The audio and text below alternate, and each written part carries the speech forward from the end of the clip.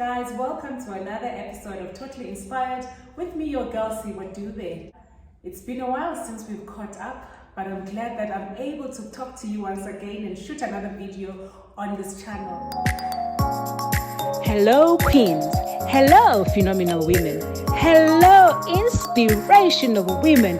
This is your girl See What Do They. Welcome to Totally Inspired, a channel where we talk all things leadership and all things lifestyle. Before we get started, please hit the notification bell and the subscribe button because you don't want to miss out on this content which has been created with you in mind so you can enjoy a full life, because girl, you deserve it. Well, today you can see that we are in a festive mood. It's just before Christmas, and I think, if I'm not mistaken, we are 9 or so days to go before it's Christmas. I just want to talk about something that I think is very important, especially for a lot of African families. I don't know about other cultures, but I do know for a lot of African cultures, when it's festive season, when it's time for Christmas, there are so many expectations from the extended family. And a lot of us have so many responsibilities, looking after so many different parts or members of our families. And sometimes it can be a bit hard. It's not just during Christmas, but it happens throughout the year. We have so many responsibilities. And with COVID having come and, a lot of people having lost their jobs, it even becomes more complicated for one to juggle and try to manage expectations from extended family, expectations from parents, or whoever you are responsible for. Could be anyone that you're taking care of. And I just want us to talk about this and how we can actually balance things out and make sure that everybody understands and everybody is happy at the end of the day. Before we get started, please make sure that you hit the subscribe button, hit the notification bell, and please do remember to comment, because I think this is a topic that affects many, if not all people who are, adulting, if I may call it that way. Others even call it black tax. There are so many names across the continent for that term. Anyway, what do I have to share today about this topic?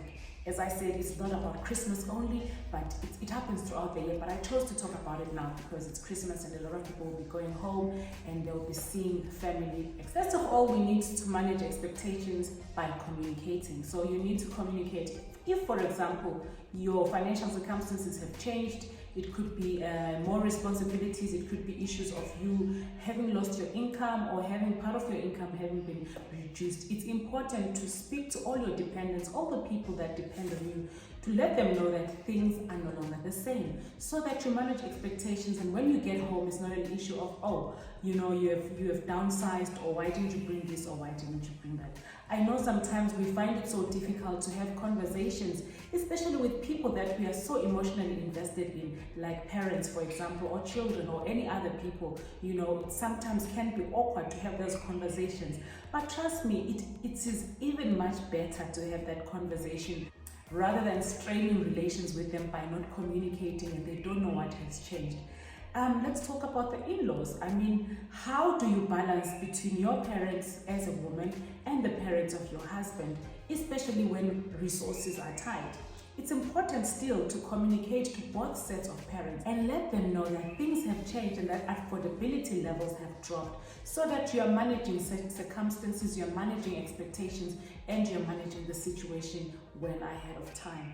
Another thing which is important is that if you are born in a family where more than one person is working, it is more advisable and it makes things a lot easier if you share the responsibilities amongst yourselves. Just make sure that you're spreading the responsibility fairly amongst yourselves, and you must communicate between yourselves as siblings so that you're able to ensure that your parents are still taken care of and that everybody is not finding themselves under unnecessary financial strain trying to meet those demands of looking after the family. Another thing that we need to do is to ensure that maybe during the course of the year, instead of waiting until it's December for you to start, looking for things that you can give to your family or the people that you're taking care of, your dependents and so forth, Make sure that during the course of the year, you are either saving money for this big trip at the end of the year, or you're even buying things during the course of the year. There'll be different types of specials that will happen.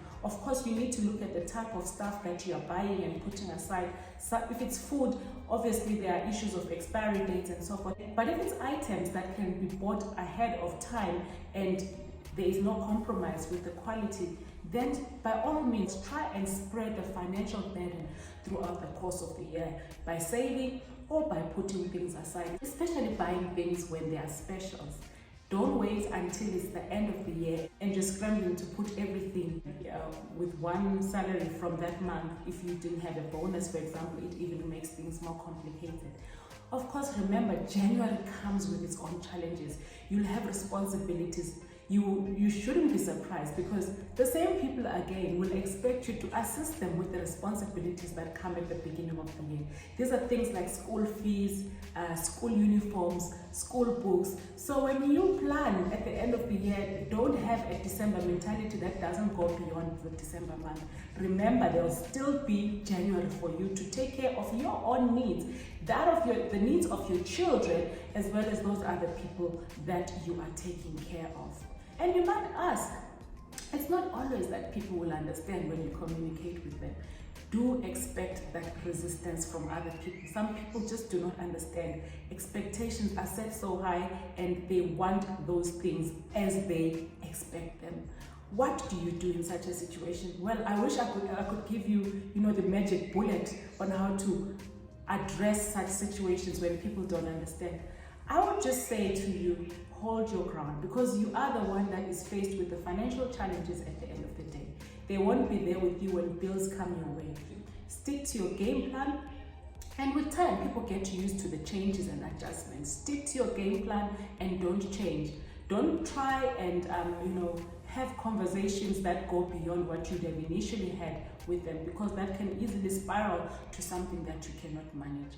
And you don't need to explain more than just saying, my financial circumstances have changed. You don't need to go beyond that at times, because after all, you're doing your very best. We are all trying. You cannot always be available at the drop of a hat. I hope this has really helped somebody, because I know a lot of us are going through similar challenges and we don't know how to handle those situations.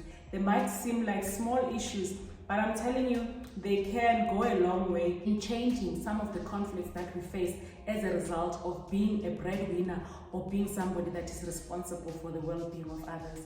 Well, I hope you and your families are going to have a fantastic Christmas, and that you will enjoy yourselves, and make sure that you do take the time to relax. It's been a tough year. Therefore, we really deserve to make use of every minute of that holiday season. Until next time, please do keep inspiring, and God bless.